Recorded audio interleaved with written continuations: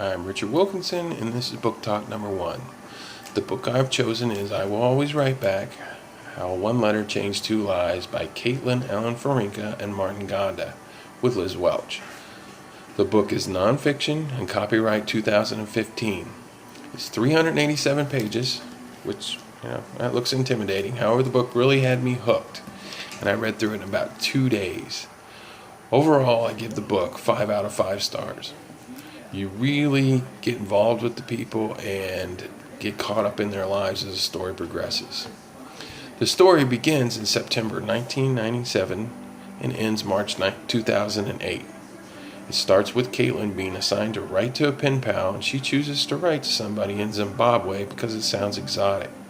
Her letter goes to Martin, and from there they begin writing back and forth. Now Caitlin is 12 years old, living in Pennsylvania at the start of the book, and she's in an upper middle class family. She has a nice house, money to go to the mall, and goes to a good school. Martin, however, is living in abject poverty, and his family barely has enough money to buy food, much less stamps. He's living in a shack with his family, with another family living there, and has to sleep under his parents' bed because that's the only space in the whole house. He does great at school, and throughout the book, he's struggling to stay in school because his family can't probably pay. That's right, in Zimbabwe, you have to pay to go to school, and if you can't pay, they throw you out on the streets.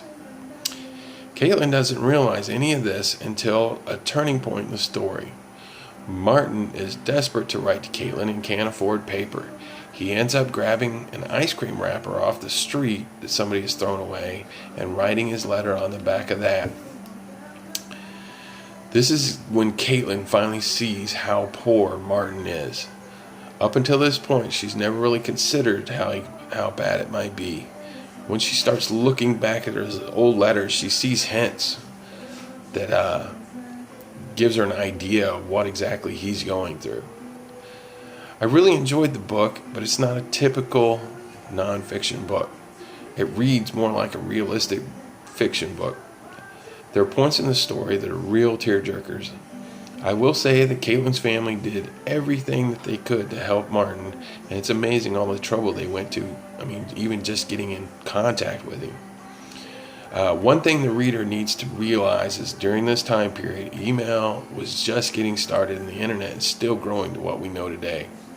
Near the end of the book, they are using email because the information that they're having to send back and forth is kind of time sensitive, but Caitlin prefers to write her letters on pen and paper, even at the end. So if you get a chance, pick up I Will Always Write Back, How One Letter Changed Two Lives by Alifirenka and Martin Ganda with Liz Welch. It's an excellent book, and I highly recommend it.